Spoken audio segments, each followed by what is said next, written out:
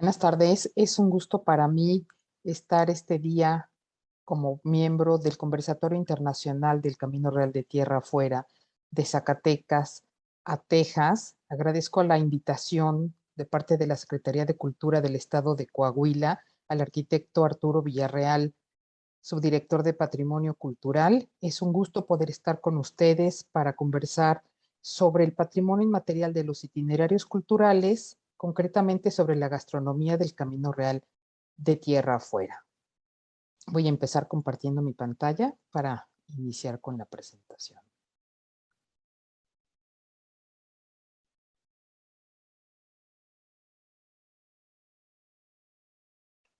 Empezamos con una frase que refleja de alguna manera el interés de la corona española por buscar nuevos mundos, ya fuera por oro, por fama o por gloria. Es una frase de Sir Walter Raleigh. También tenemos otra frase de Eduardo Galeano que yo creo que refleja muy bien lo que en un momento dado ocurrió con gran parte del territorio de ahora México, anteriormente la Nueva España. Pues bien, vamos a hablar un poco sobre los caminos reales que fueron fundados por el Imperio Español como una manera de asegurar la apertura de los caminos conforme se iban descubriendo los centros mineros y que debido a este ir y venir sucesivo durante mucho tiempo en el cual hubo diversos tipos de intercambios, es que se establecieron caminos reales de gran importancia. El primero de ellos, el Camino Real de Tierra Adentro, que abarcaba desde la Ciudad de México hasta Santa Fe, Nuevo México. Tenemos también otro camino que se convirtió en un camino real después de ser una sucesión de sitios, de villas y presidios que se formaron hacia el lado de Texas y hasta Luisiana, que en la parte de Estados Unidos, desde lo que es ahora la frontera de México con Estados Unidos, se conoce como el Camino Real de los Texas, y en la parte mexicana es el Camino Real de Zacatecas a Texas. Aquí podemos ver cómo ambos caminos reales tuvieron orígenes similares en la Ciudad de México y ambos partían de un punto de gran importancia que fue Zacatecas. Vemos parte del paisaje. Y bueno, es importante mencionar que la mayoría de los trayectos de estos dos caminos reales se desarrollaron en el territorio conocido como Aridoamérica. Aridoamérica es la zona más árida que se ha definido como una región compuesta en su mayoría por habitantes cazadores, recolectores, seminómadas. Hubo algunos grupos más al norte que tenían un poco más de arraigo a la tierra e incluso pudieron desarrollar algunos cultivos. Esta zona comprende partes de los actuales estados de Sonora, Chihuahua, Zacatecas, Guanajuato, Aguascalientes, San Luis Potosí, Coahuila, Nuevo León, Tamaulipas y la parte sur de Texas. Esta zona estuvo habitada por diversos grupos o naciones que recibieron el nombre genérico de chichimecas. En la parte delimitada por este plano, de acuerdo a Philip Powell, vamos a encontrar que los territorios estuvieron delimitados por fronteras perceptibles físicamente desde el ámbito de dominio y movilidad de estos grupos. Hubo muchas naciones guachichiles, hubo pisones, pames, copuses, zacatecos, guamares, etcétera. No los voy a leer todos, aquí los tienen mencionando, y todos interactuaron de alguna manera en este territorio.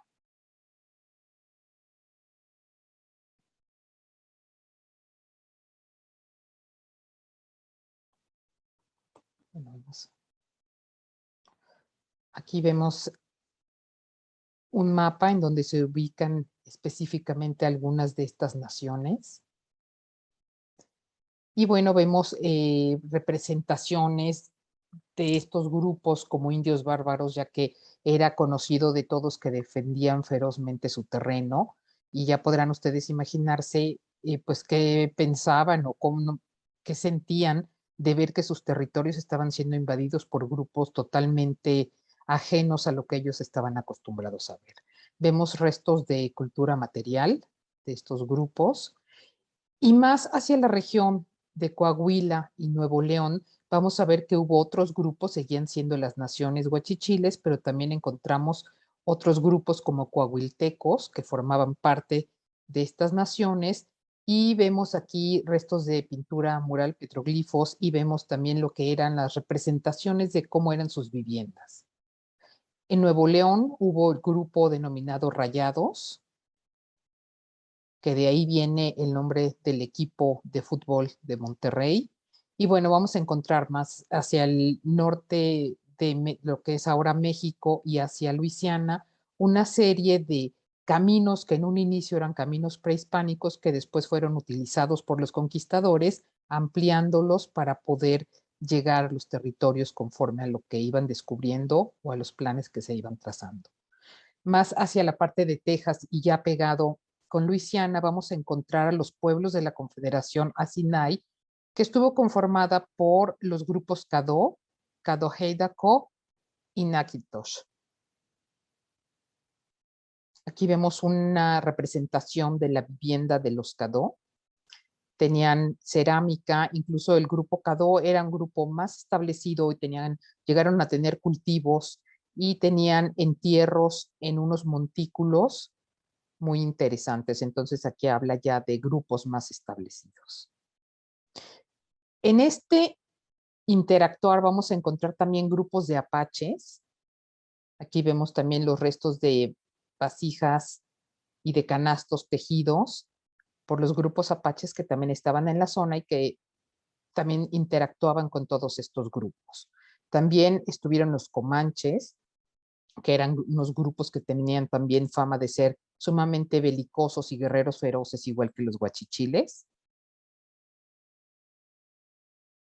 Y bueno, vamos a ver cómo en su mayoría la región de Aridoamérica, como había mencionado, estuvo habitada por estos grupos que vivían principalmente de la caza y la recolección, utilizando los recursos de manera eficiente, ya que no sabían si siempre iban a encontrar a la mano qué comer o agua que beber.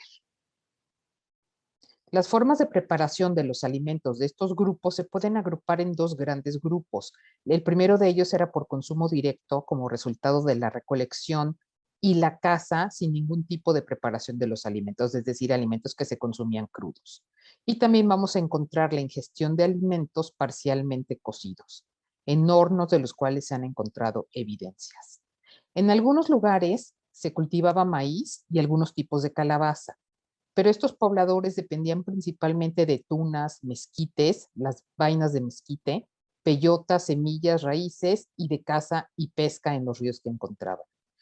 Pero su alimentación principal era basada en lo que encontraban de inmediato, que eran los cactos y los mezquites. Ofrecían alimentos básicos, incluso los animales, las chinches de mezquite también eran consumidas. Y comían las tunas crudas, secas, cocidas en melcocha o fermentadas.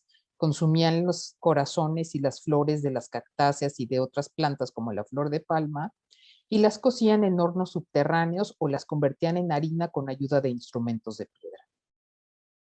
Con el mezquite hacían harina que era comestible durante muchos meses, incluso duraba hasta un año, y en algunas ocasiones preparaban licor con las vainas.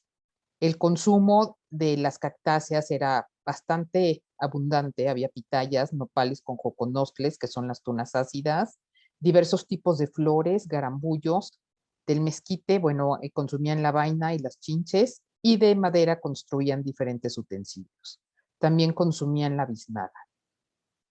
Para la caza, estos grupos comían pues casi todo lo que encontraban y lo que podían cazar. Víboras, ratas, gusanos, ranas, conejos, pescados de los ríos, etcétera. Más al norte vamos a encontrar otro tipo de consumo de animales de mayor tamaño. Los Caddo, como ya lo mencionamos, desarrollaron la agricultura basada en el cultivo de maíz, frijol y calabazas. El amaranto era un producto de gran importancia como parte de sus rituales y también para el consumo. Lo mezclaban y hacían unas figuras de víboras como algo semejante a lo que debió haber sido con el amaranto en la parte central de México. También consumían nuez pecana y descubrieron la manera de quitar los taninos a las bellotas y también las consumían. Encontramos también calabaza y maíz. Y como lo mencioné, también los grupos más al norte, bueno, a partir de Coahuila consumían carne de bisonte seca, o cruda o semicocida. Aquí vemos parte del paisaje de Aridoamérica con toda la variedad de cactáceas que nos ofrece esta tierra. Y a partir de esto vamos a llegar a una definición de lo que es un itinerario cultural. Como ya lo mencioné, estos grupos que habitaron antes de la llegada de los españoles establecieron rutas de ida y vuelta, hacían intercambios, guerra unos con otros y de alguna manera se daban intercambios. Entonces, de acuerdo al ICOMOS, a su Comité Científico de Itinerarios Culturales, un itinerario cultural es todavía de comunicación terrestre, acuática o de otro tipo, que ha sido determinada físicamente y que contiene o contuvo una dinámica específica y propia y tuvo una funcionalidad histórica con un fin concreto. Y reunía alguna de las siguientes tres condiciones: que haya sido el resultado y reflejo de movimientos interactivos de gente, así como intercambios en múltiples dimensiones, continuas y recíprocas, de bienes, ideas, conocimientos y valores entre pueblos, países, regiones o continentes a lo largo de considerables periodos de tiempo. Otra es haber generado una fecundación múltiple y recíproca en el espacio y en el tiempo de las culturas afectadas y que se manifiesta tanto en el patrimonio tangible como en el patrimonio intangible. La tercera condición sería haber integrado en un sistema dinámico relaciones históricas y bienes culturales asociados a su existencia. Aquí tenemos como primer ejemplo de esto el Camino Real de Tierra Adentro, que es el primer itinerario cultural terrestre trazado por los españoles en América y que fue la principal vía de comunicación del Imperio Español en el norte de la Nueva España. Este itinerario cultural fue transitado durante más de 300 años y a lo largo de la ruta se crearon sitios relacionados con el trabajo de haciendas, con el comercio, la minería, la milicia, la evangelización y la estructura administrativa creada por el Imperio Español para poder tener un control sobre este territorio. El Camino Real de Tierra Adentro, al mismo tiempo, pertenece a un proyecto, a un itinerario de mayor importancia que cuyo estudio ha sido desarrollado por España a través del Comité de Itinerarios Culturales y que se denomina Camino Real Intercontinental, que eran todos los itinerarios culturales pertenecientes al Imperio Español y todas las rutas, itinerarios trazados con base en este proyecto. Aquí vemos no únicamente la llegada de Europa a América, sino que se conectaba más allá todavía con Asia, que eran también las Filipinas, posesiones españolas dominadas por la corona. Entonces vamos a encontrar que hubo un gran intercambio comercial y cultural, religioso y de muchos tipos a lo largo del Camino Real Intercontinental. Y en la Nueva España va a quedar conformado de esta manera. Primero por el camino desde México hasta Santa Fe, el Camino Real de Tierra Adentro, y vinculado con la nao de Chino, la ruta de la nao de Chino Galeón de Manila, de Acapulco a Filipinas, y el regreso de Veracruz a Europa. A lo largo de estos ejes hubo intercambios de productos, de tecnologías, de conocimientos, de ideas y de comida, por supuesto. De esta manera, exploradores, misioneros y soldados se desplazaron hacia el norte utilizando los senderos indígenas, ensanchándolos y mejorando las rutas existentes hasta en ese entonces, creando una red de caminos reales conectando las villas, misiones, poblados y provincias de la Nueva España. Aquí vemos una representación de los múltiples grupos que tuvieron que llevar los españoles para poder abrir estos caminos y para poder establecer las primeras villas, ya que como todos sabemos, no eran zonas en donde la población local estuviera dispuesta a establecerse en policía, como lo decían los españoles. Tuvieron que llevar grupos aliados, el principal de ellos los tlaxcaltecas, que tuvieron una gran influencia cultural, no solamente en todas las rutas del Camino Real de Tierra Adentro, sino un poco más allá. Vamos a encontrar todavía restos de ese intercambio cultural en el camino de Zacatecas a Texas. Aquí vemos la ruta que siguieron los colonizadores desde Tlaxcala, que además hay que mencionar que eran un grupo indígena que gozó de grandes privilegios por parte de la corona. Y bueno, la gran jornada tlaxcalteca en el siglo XVI abarcó desde Jalisco, San Luis Potosí, Zacatecas, Guanajuato, Sinaloa, Nuevo León, Coahuila, Chihuahua, Tamaulipas, oeste de Texas y Santa Fe, Nuevo México. Entonces, realmente estuvieron establecidos en la mayor parte del territorio que comprende el Camino Real de Tierra Adentro y el Camino Real de los Texas. Aquí vemos el trazo del Camino Real de Tierra Adentro que llegaba hasta Santa Fe y también vemos los diversos ramales que conformaron lo que acabó llamándose el Camino Real de los Texas. ¿Cómo podíamos acceder a este Camino Real de los Texas desde San Luis Potosí, desde Zacatecas, pasando por Saltillo, Monclova y llegando a los presidios y villas que se fueron estableciendo en Texas hasta llegar a Luisiana, a Natchitoches? Pues bien, el Camino Real de los Texas sirvió de enlace político, económico y cultural entre la Ciudad de México y los Adaes y todos los puntos intermedios, desde luego. Los españoles establecieron este camino para conectar las misiones, presidios y otros centros del gobierno de las provincias con la Ciudad de México. Aquí vemos parte del paisaje. Y bueno, gracias al sistema de presidios que se establecieron y que funcionó con gran eficacia, al menos por un tiempo, fue posible el desarrollo de las rutas comerciales de largo alcance. La más importante de ellas, como ya lo mencionamos, era la del Camino Real de Tierra Adentro hasta Santa Fe, que comunicaba a Chihuahua y al resto de la Nueva España, y desde ahí con San Luis, Missouri y los Estados Unidos. En este comercio participaban tanto los novohispanos como los habitantes de ahora Estados Unidos, y entre ellos los apaches, que eran grandes comerciantes que mediante el trueque intercambiaban todo tipo de bienes, algunos legales, otros robados y otros de contrabando. Vamos a ver que no se pudieron establecer rutas directas debido a los comanches que asolaban la región en ese entonces. Entonces hubo que desviar los caminos y establecer presidios a través de otros caminos. Aquí vemos una foto desde el centro de interpretación que existe en Texas, cerca de Laredo, Texas, con una vista al Río Grande. Pues bien, la llegada de los españoles no solamente representó un enfrentamiento bélico, sino que propició un mestizaje cultural que impactó directamente en la alimentación de la región.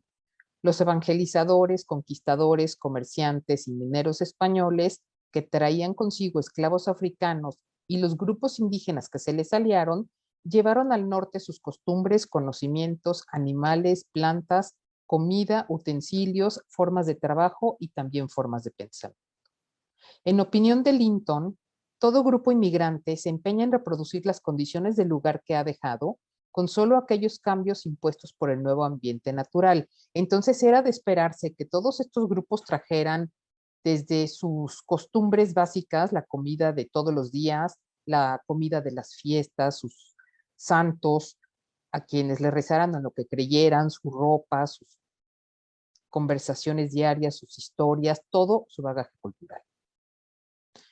Las carretas en las que llegaron transportaron a los colonizadores y traían consigo productos como trigo, vino y aceite, pescados y carnes, corderos, jamones, tocinos, gallinas gordas, cerdos, barriles de bizcocho blanco, arroz, higos, aceitunas, alcaparras, bueno, toda serie de productos de ultramarinos y galletas y conservas y todas las golosinas de Portugal, como se les denominaba a una serie de dulces que eran del agrado de los españoles. Todos estos alimentos posteriormente se mezclarían, generando con ello un mestizaje culinario en estas tierras norteñas.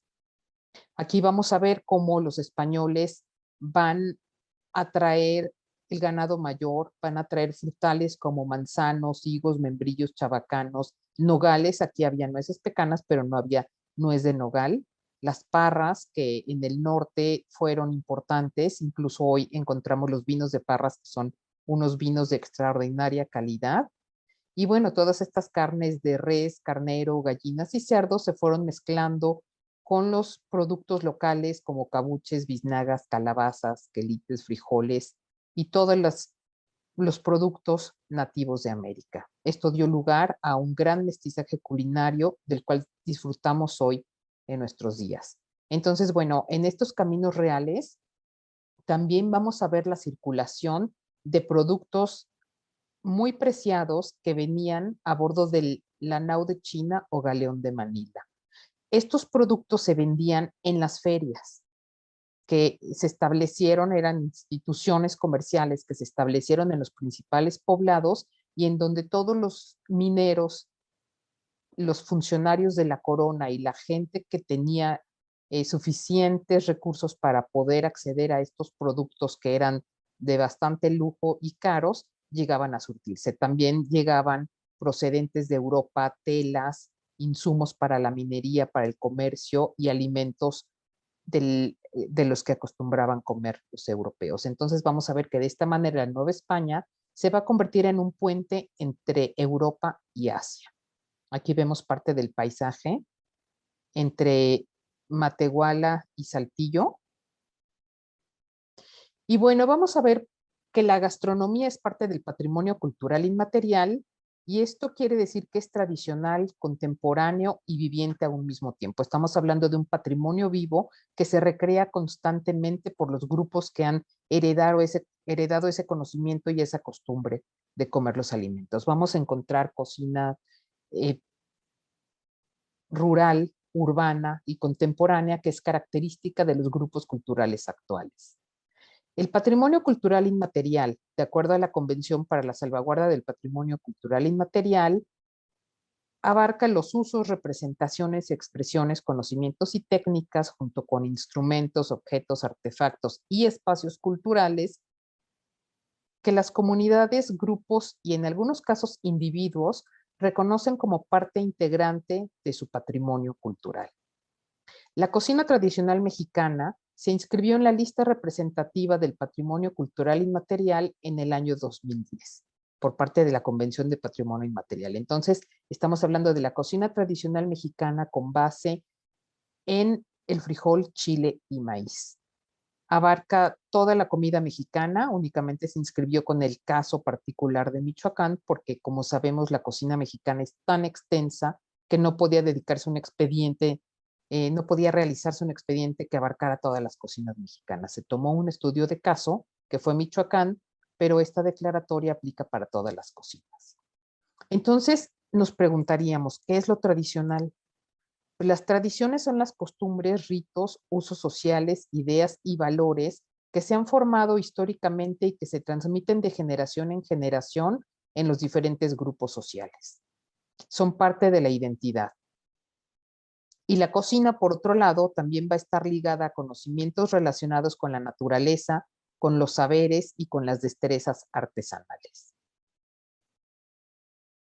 La cocina es también un referente poderoso de identificación que refleja las configuraciones, adopciones y adaptaciones, sobre todo de los sistemas alimentarios y de los procesos sociales e históricos del territorio en donde se expresa, así como la relación de sus miembros con el entorno físico. Es por eso que vamos a encontrar platillos que tal vez en África o en España o en el centro de México se preparaban de cierta manera específica, pero la gente se llevó consigo esas ideas y esa costumbre de comer ese alimento y debido a las circunstancias en las que se encuentran, en las que se encontraron posteriormente, tal vez no había todos los ingredientes, pero sustituyeron uno por otro sin que por eso dejara de ser el mismo alimento que para ellos era parte de su cultura y de sus tradiciones. Entonces, de ahí la importancia de hablar de patrimonio inmaterial en una ruta histórica o en un itinerario cultural.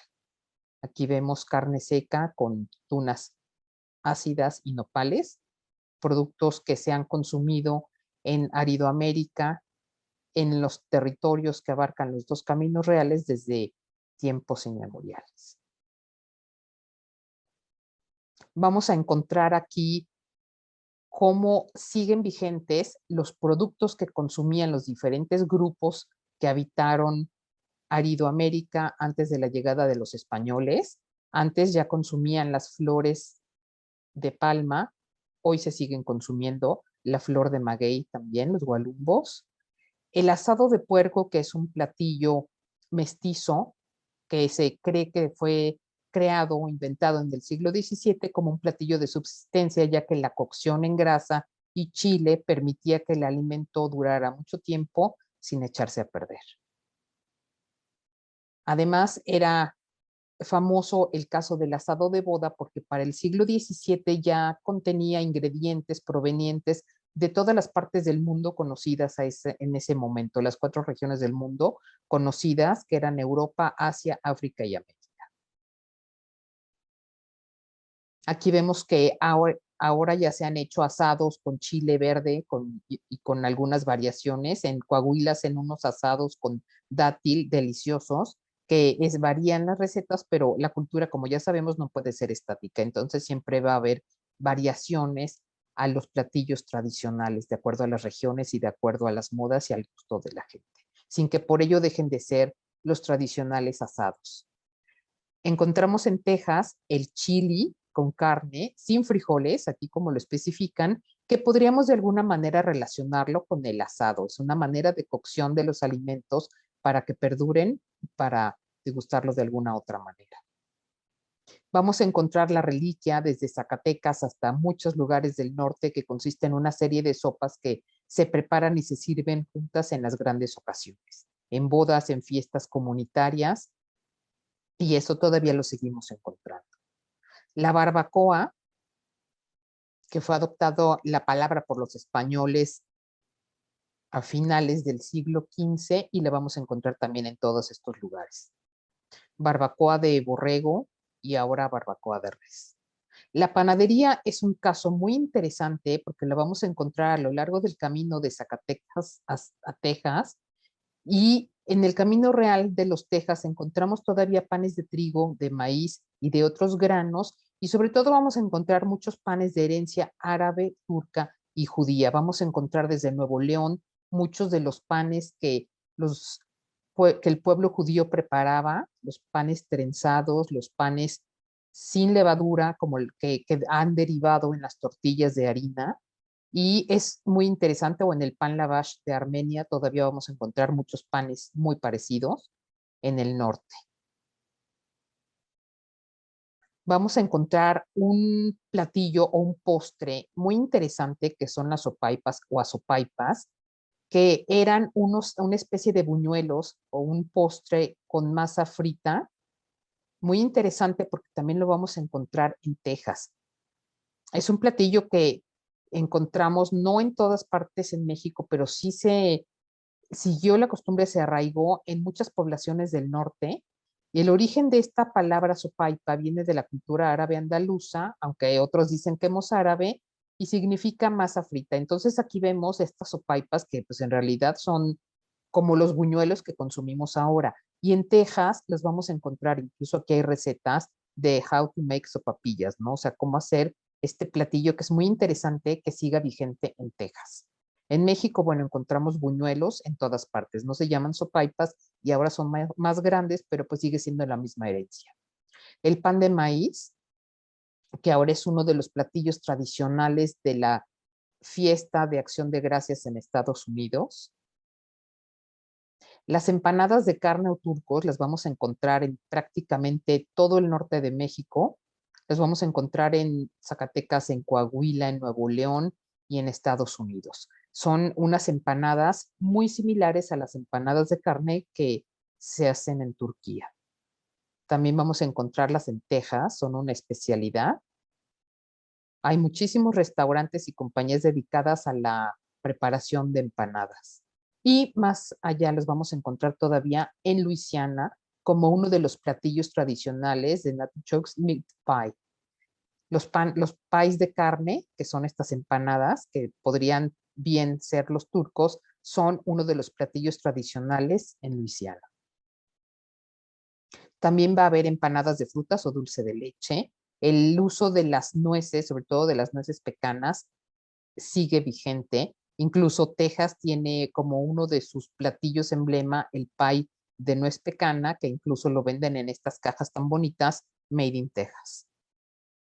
Vamos a encontrar una serie de palanquetas y dulces elaborados con semillas, no solamente nueces, sino almendras, pepitas, ajonjolí y muchas otras semillas, que también forman parte de otros guisos. Vamos a encontrar tortillas y gorditas de harina de maíz y de harina de trigo. Las de harina de trigo les digo que son como el pan ácimo o como el lavash de los armenios.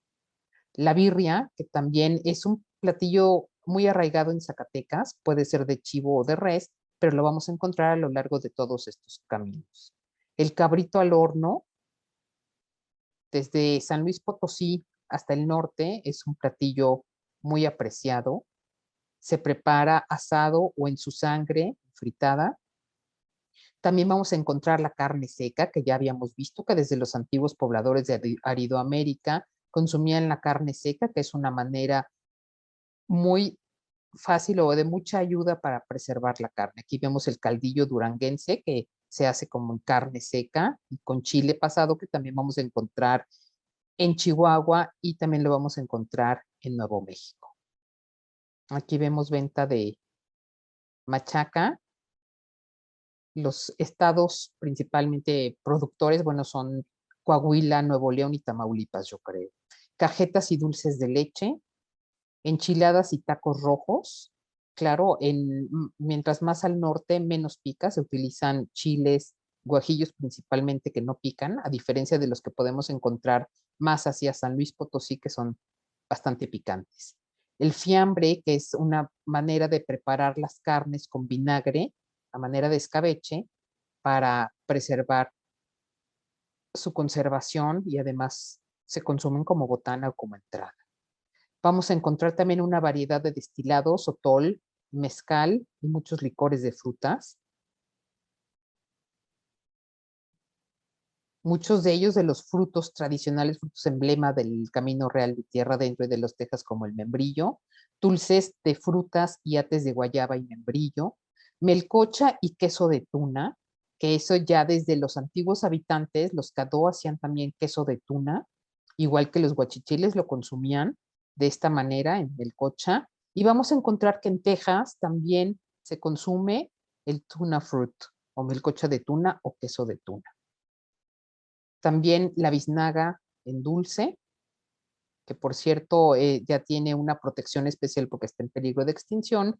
Vamos a encontrar diferentes preparados de frutas en almíbar para preservarlas, sobre todo en las zonas norte de tanto calor. La rata de campo, que se ha consumido desde hace ya muchísimos años, se sigue consumiendo. Y a la rata de campo, que es una especie totalmente diferente de la rata que llegó con los españoles en los barcos, se le atribuyen muchísimas propiedades medicinales y como alimento lo consideran de lo más completo. También vamos a encontrar los alimentos que fueron creados con base en el calendario litúrgico. Los calendarios religiosos indicaban qué alimentos se tenían que consumir y la principal herencia de la comida de estos calendarios es la capirotada, los orejones, los guachales, y aquí vemos también cómo coinciden con las fechas que se preparan estos productos, en el caso de los orejones y de los guachales, que habían sido previamente deshidratados. Aquí vemos una foto de cómo se secan los orejones de calabaza. Y bueno, también es importante mencionar los distintos utensilios de cocina y cómo el hierro fue uno de los metales que se introdujo con el comercio de las minas. Vamos a encontrar que se empiezan a preparar estofados y guisos en ollas de hierro y cobre, cuando que antes se consumían pues directamente al fuego los alimentos o con vasijas hechas en cerámica. La minería fue el gran motor que impulsó el surgimiento de las haciendas agrícolas y ganaderas en el norte y las estancias en Texas. Aquí vamos a ver cómo se nota, va a haber un parteaguas con la introducción de ganado mayor y eso favoreció el desarrollo de otro tipo de platillos de consumo y de carnes que siguen vigentes en esta época. Vamos a ver también un incremento muy grande en el consumo de lácteos y mezcales, porque casi siempre estas haciendas ganaderas tenían sus propias destiladoras de mezcal. Aquí vemos cómo los habitantes del norte aprovechaban el tiempo de las ferias para irse a surtir de todos los productos que llegaban de diferentes regiones. También había intercambios de una región a otra no eran únicamente productos importados, sino también productos de las diferentes regiones de la Nueva España. Aquí vemos un mapa con las principales ferias novohispanas que hubo. Una de las más importantes debió ser la de San Juan de los Lagos, seguida por la de Saltillo y la de Taos. La Feria de San Juan de los Lagos fue la feria más importante del siglo XIX y fue un punto de convergencia de los caminos reales.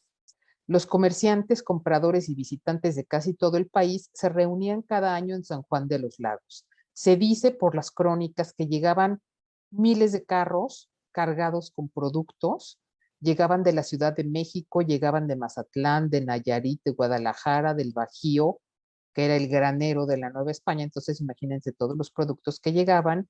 Y también llegaban personas de Veracruz, de Texas, Chihuahua, Nuevo México, San Luis Potosí, es de todo el país. Había un gran intercambio comercial en San Juan de los Lagos.